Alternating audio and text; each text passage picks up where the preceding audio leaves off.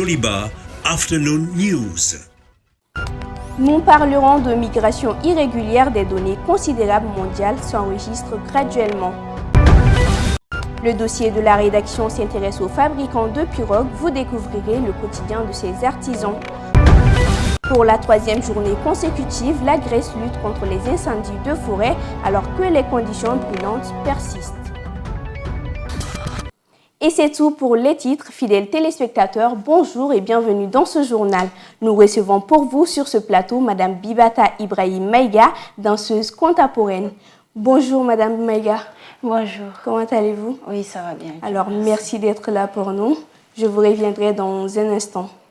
La Fondation internationale pour les systèmes électoraux, IFES, a présenté ce jeudi ses conclusions et recommandations sur les prochaines élections au Mali. Dans ce document, la Fondation invite les autorités de la transition à achever le découpage administratif dans le Nord pour préparer une carte des bureaux de vote pour les élections.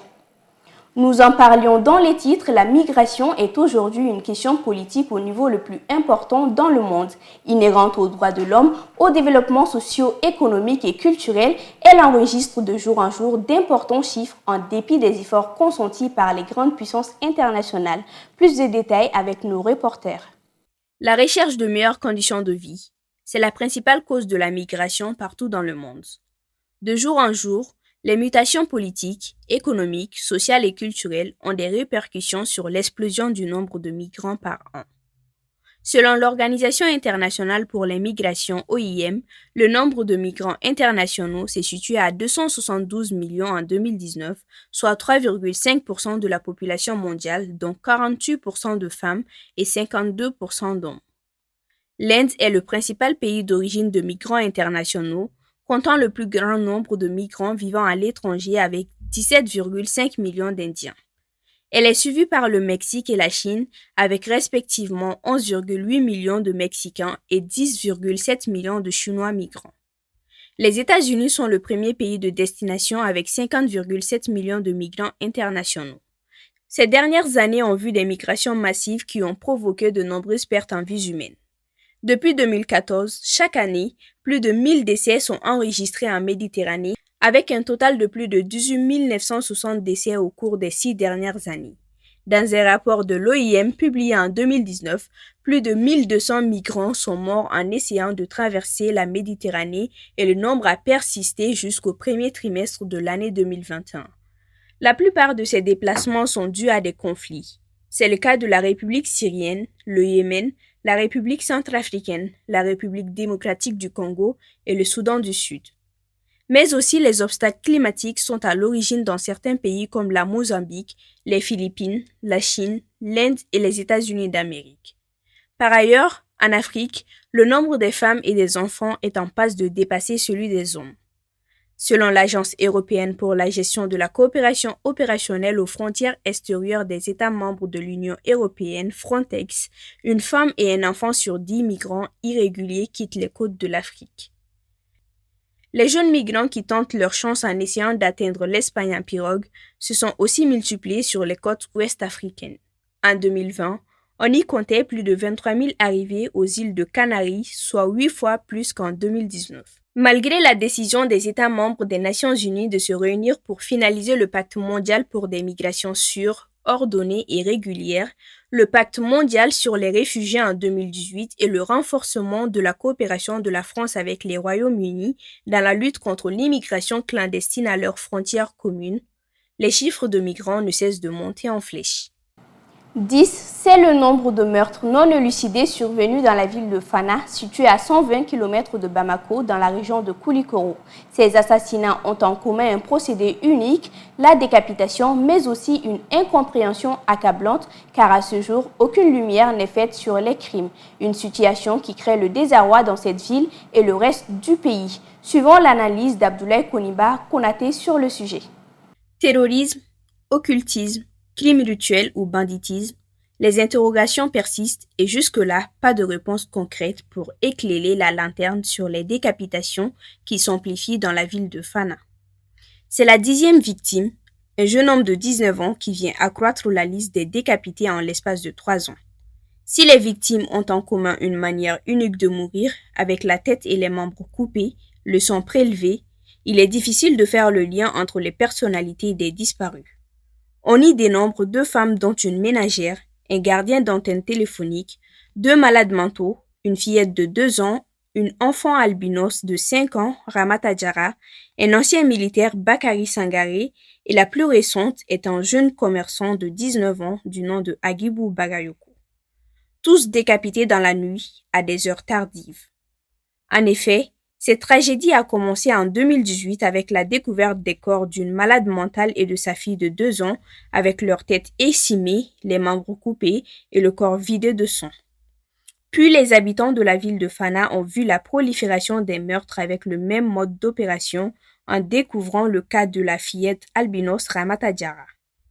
D'aucuns avaient pensé aux hommes politiques car à la veille d'élections, ceux-ci sont soupçonnés par la population de sacrifier les albinos en vue d'atteindre le pouvoir.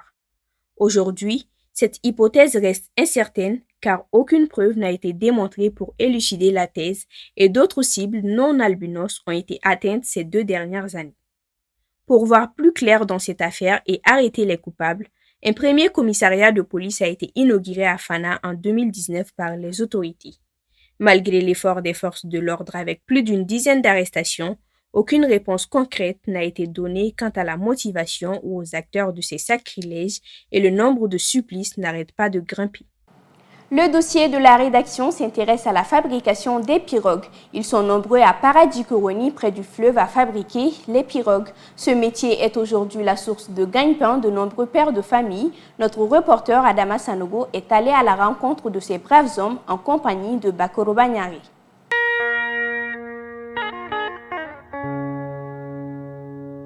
À Paradis-Coroni, sur les berges du fleuve Niger, ils sont près de 300 personnes à fabriquer les pirogues.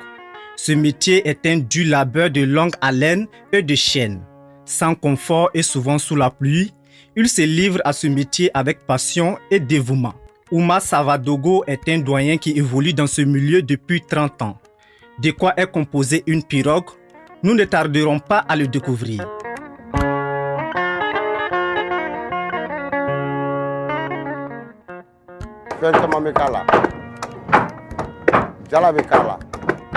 On fabrique la pirogue avec les plantes de caïcédra, les dogora, les guénous, les sacs, les goudrons.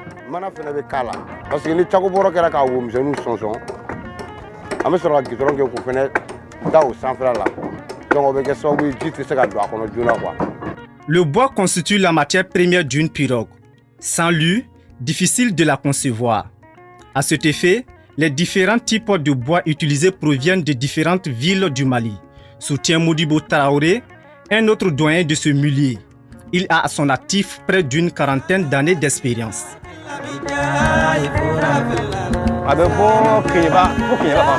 Ces bois proviennent de Kenyeba, entre Ouassoulou et la frontière de la Côte d'Ivoire. Les bois de la région de Bougouni ont diminué. Les pirogues sont composées de 3 types et chacun a son prix en fonction de sa grosseur.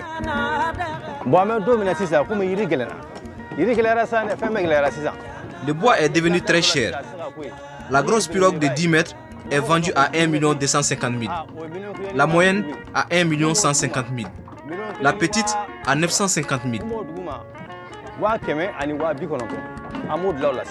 Direction chez Albert Touré, toujours sur les berges du fleuve Niger. Il est considéré comme le spécialiste de la réparation des pirogues en mauvais état.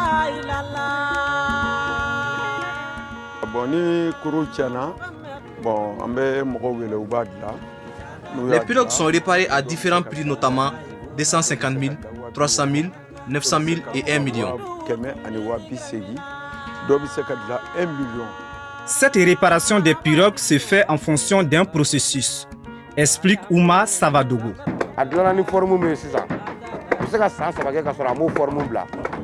La pirogue peut faire 3 ans sans que sa forme de départ ne soit déformée. Chaque 6 mois, il faut la réparer. Ça peut être aussi chaque 3 mois ou 2 mois.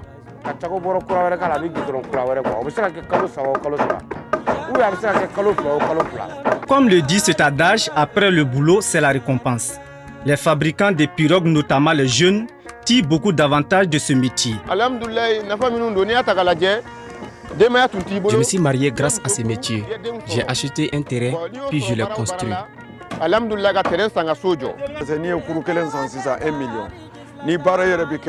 Si tu achètes une pirogue à 1 million, si tu as quelqu'un de bien, dans 6 mois, tu peux avoir des bénéfices.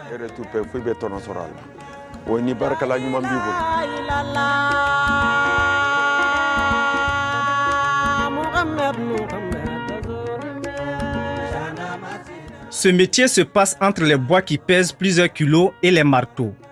Il n'est donc pas sans risque. De ce fait, il a été même à l'origine de la mort d'un des fabricants de pirogues. Fabriquer la pirogue sous-entend beaucoup de risques. On peut se blesser. Nous avons même perdu un collègue dans un accident. La pirogue est tombée sur lui.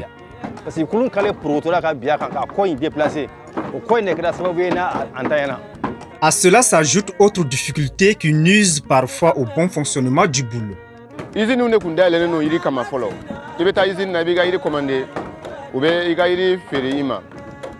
y avait des usines avant, maintenant elles n'existent plus.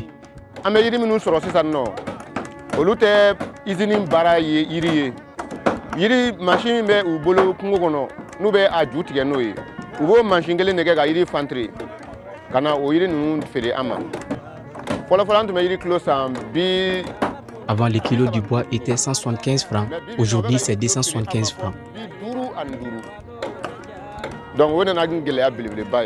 Le non-respect du délai convenu avec les clients pose également des torts aux fabricants de pirogues.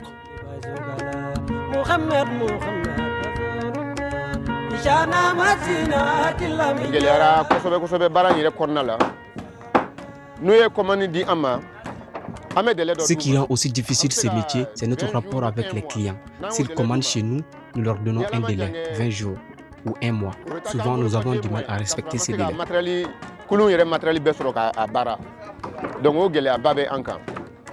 Cependant, ces braves artisans déplorent l'absence d'un syndicat dédié en leur nom. De ce fait, ils s'arrangent pour défendre eux-mêmes leurs intérêts lorsqu'ils sont menacés.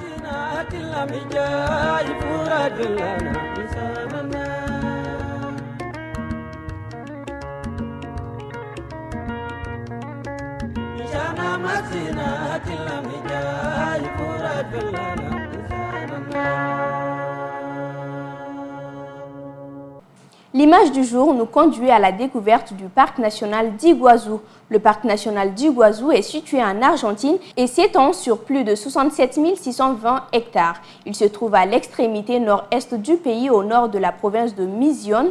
Créé le 9 octobre 1934, le parc est mondialement reconnu par la beauté naturelle des chutes d'Iguazú et de la biodiversité de sa forêt subtropicale.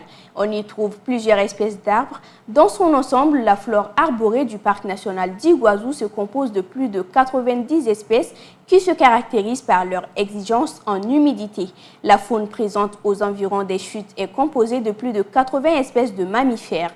Et sur le territoire du parc, on a relevé pas moins de 450 espèces différentes d'oiseaux, soit près de 44% du total observé dans tout le pays, qui est estimé à 1040. L'actualité internationale à présent avec Fanta Diarra.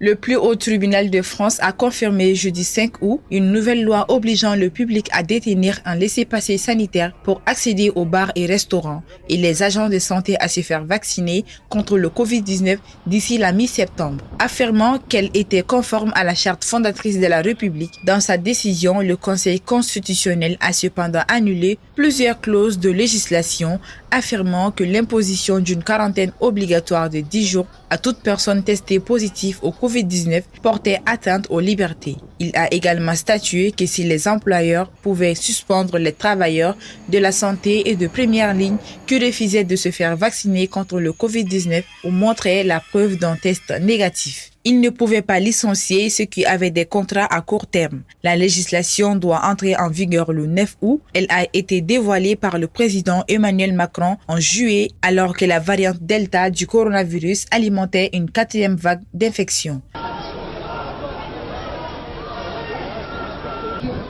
Macron a délivré un message simple à l'époque. Faites-vous vacciner. Cela a provoqué une augmentation du taux de vaccination alors que les Français risquaient de se voir refuser l'accès aux bars, restaurants, cafés et cinémas sans preuve de vaccination ou d'un récent test Covid-19 négatif.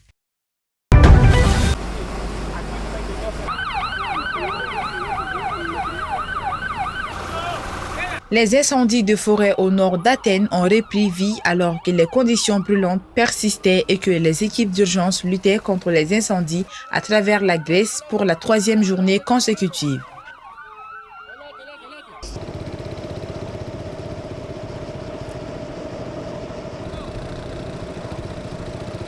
Un mur de fumée noire s'est élevé au-dessus de la capitale grecque. Les habitants ont fui les banlieues. Les demandeurs d'asile ont été évacués et les autorités ont mis en garde contre de nouveaux incendies vendredi et samedi alors que les températures oscillaient autour de 40 degrés Celsius. Avec des plans de la Turquie voisine également en feu, le ciel rempli de fumée s'est ajouté aux images apocalyptiques d'inondations et d'incendies vues à travers l'Europe cet été.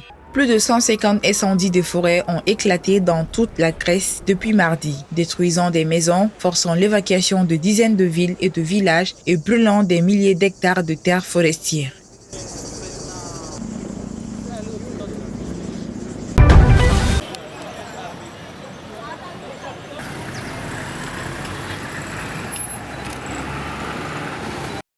La police a dispersé des partisans du chef de l'opposition tanzanien détenu Freeman Mbowe devant un tribunal de Dar es Salaam où il devait comparaître pour le début de son procès. Mbowe, président du principal parti d'opposition Chadema, a été arrêté avec 10 autres personnes dans la ville de Mwanza le 21 juillet et inculpé plus tard pour crimes liés au terrorisme. Une cinquantaine de manifestants ont organisé une manifestation appelant à la libération de Mbowe avant que des policiers n'arrivent pour les disperser. Mbowe, qui a été arrêté à Mwanza alors qu'il se préparait à une réunion pour discuter de propositions pour une nouvelle constitution, n'a pas comparu devant le tribunal. Son avocat Peter Kibatala a déclaré qu'on lui avait dit que l'audience avait été déplacée en ligne en raison des restrictions liées au Covid-19, mais qu'elle avait dû être interrompue en raison d'une mauvaise connexion Internet. Je vous le disais au début de cette édition, nous recevons pour vous Madame Bibata Ibrahim Maïga, danseuse contemporaine. Bonjour Madame Maïga. Bonjour. Bienvenue sur le plateau de Joliba TV News. Alors, je vais un peu résumer votre parcours, histoire de laisser nos téléspectateurs se situer et découvrir qui est Madame Maïga. Bibata Ibrahim Maïga est née au Mali dans la région de Gao. Elle a fait ses études primaires et secondaires à l'école catholique Sœur Geneviève au lycée Yana Maïga de Gao. Après le bac, elle a fait un séjour à la faculté des langues de Bamako avant d'obtenir le concours d'entrée au conservatoire en danse en 2013. 5 ans plus tard, elle y ressort avec un master 2. Elle est également diplômée de l'école des Sables le 10 juin 2017 après 3 ans de formation discontinue en technique de déconstruction des danses africaines et cheminement vers la chorégraphie. C'est exact, Madame Maïga? C'est exact. Alors, vous revenez d'une tournée en Europe avec votre compagnie de danse. Alors, parlez-nous de cette tournée. Dites-nous quelle a été votre plus belle expérience. Oui. D'abord, la compagnie Faso Danse Théâtre, c'est une compagnie franco-belge qui est basée en Belgique, dont le chorégraphe et l'initiateur, c'est un Burkinabé. Donc, il fait partie de l'un des plus grands chorégraphes du monde. Et, dernièrement, on a fait 3 dates de tournée à Lyon, dans la Biennale de la danse, à Luxembourg, dans un théâtre de Luxembourg, et à Barcelone, où on a fini avec un grand public de plus de 1500 publics. Plus de 1500 personnes dans le... Et voilà, et mon expérience la plus belle, c'était à Barcelone. Là, je m'étais trouvée en Europe, mais c'était pratiquement comme si j'étais en Afrique, en fait. Et avec le public, là, c'était waouh. Et vous avez beaucoup apprécié. J'ai beaucoup apprécié, et c'était la première fois que je vois un théâtre aussi grand et aussi différent, avec des chaises aussi beaux. Tout était super, en fait, tout était différent. Alors, vous organisez votre prochain spectacle le 14 août au complexe culturel Blomba. Dites-nous de quoi il s'agit exactement. Il s'agit de Esprit Bavard. Esprit Bavard en question, c'est mon premier spectacle, mon premier solo que j'ai commencé à l'École des Sables au Sénégal. Ensuite, j'ai continué pour mon master au Conservatoire des Arts. Et Esprit Bavard a été visa pour la création en 2019 de l'Institut français de Paris. Donc, j'ai fait les recherches et la création à Marseille. Ensuite, je suis revenue pour continuer la création au Blomba. Et voilà, Esprit Bavard, ça parle de la complexité de l'esprit humain et de sa fragilité face aux différentes complexités culturelles et complexités religieuses et autres. Voilà. Alors, Bibata Maïga est lauréate d'une bourse de résidence artistique de l'Institut français de Paris et du SOFACO, du Fonds africain pour la culture. Ouais. Parlez-nous un peu de ce prix-là. Il s'agit de mon deuxième solo, qui n'est pas vraiment un solo que je dois créer avec 3 personnes. Un spécialiste en multimédia et un musicien qui joue du violon traditionnel. Voilà, et cette création, ça s'intitule Terre promise, corps, sang, esprit. Donc, Terre promise, ça parle particulièrement du Mali et oui, ça parle du Mali et de toutes les épreuves que le Mali a subies de 2012 jusqu'à aujourd'hui. Tu vois, ça parle de la mémoire de nos vaillants soldats et qui continuent pour moi d'exister encore, qui continuent, et de toutes ces personnes, tu vois, qui ont donné la vie pour que le pays puisse se développer, puisse sortir de guerre, de crise, et qui aujourd'hui ne sont pas là, et qui voient que la jeunesse a du mal à s'entendre, que la politique, les hommes politiques ont du mal à s'entendre, et que voilà, rien ne va, même s'ils ont donné le sang pour ça. Voilà. Et comment vous avez choisi le thème Terre promise, corps sans esprit? Comment ce thème-là vous est venu à l'esprit? Terre promise, voilà, ça m'est venu à l'esprit parce que j'essaie de me mettre à la place de ces gens-là. Tu vois, c'est comme une terre promise en fait. Nous, par exemple, ces soldats qui partent au nord pour donner leur vie, c'est comme s'ils nous promettent une terre pour demain, une terre de paix pour demain, tu vois. Une terre où nos enfants vont se développer calmement, tu vois, et voilà, développer le Mali tranquillement. Pour moi, c'est comme un truc comme ça. Et puis, corps, sang, esprit, il s'agit de sang, du chiffre 100. Ah d'accord, esprit. Corps, sang, esprit. Exactement. Un corps, sang, esprit. Oui. Ah ok, Sang, esprit, c'est pour dire beaucoup d'esprits. Il y a beaucoup d'esprits qui sont là en train de protéger le Mali. Et il s'agit de l'esprit de nos présidents qui sont partis et de nos soldats qui sont partis. Ils sont encore là pour moi, selon moi, et ils protègent le Mali. D'accord. Voilà. Un thème assez profond, on va dire. Vous êtes une artiste qui bouge beaucoup, pas seulement sur la scène, mais aussi entre pays et continents. Comment avez-vous vécu la période Covid-19? Waouh!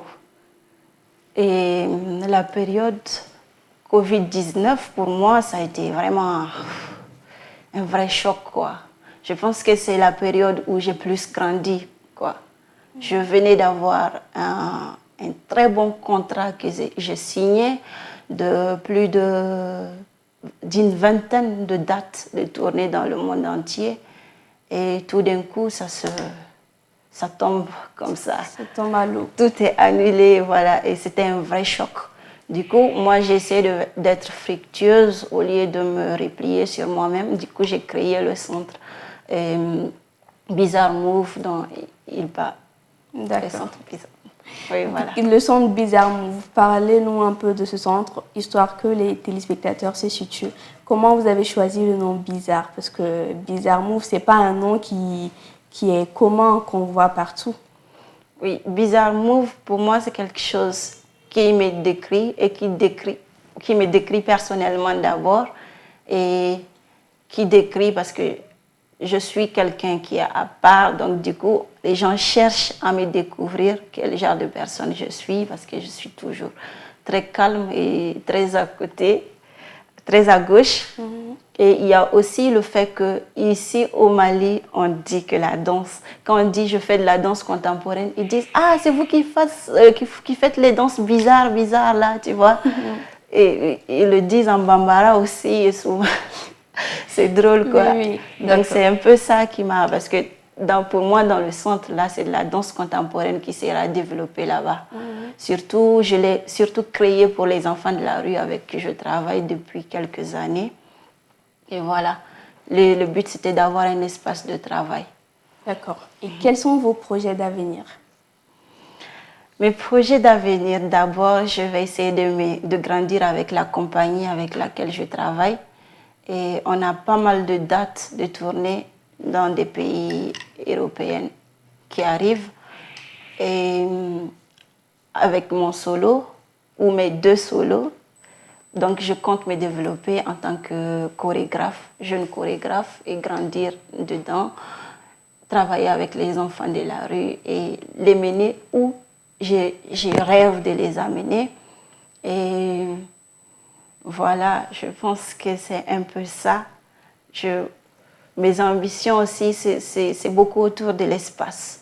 Pouvoir créer un espace de coworking entre les danseurs du Mali, de collaboration, parce que il y a des espaces, mais il y a nos danseurs, ils sont chacun à part, chacun se développe à part. Donc voilà, le rêve, c'est d'avoir un espace aussi où tous les danseurs vont venir se retrouver et créer entre eux. Parce que le Mali, les danseurs maliens, moi j'ai eu l'expérience, j'ai rencontré beaucoup de danseurs dans le monde et je sais qu'il y a beaucoup de créativité ici au Mali. D'accord. Donc nous arrivons à la fin de cet entretien. Merci d'avoir répondu à notre invitation et nous vous souhaitons le meilleur. Merci à vous. C'est la fin de cette édition. Merci à vous de l'avoir suivi, chers téléspectateurs. Excellente journée à vous.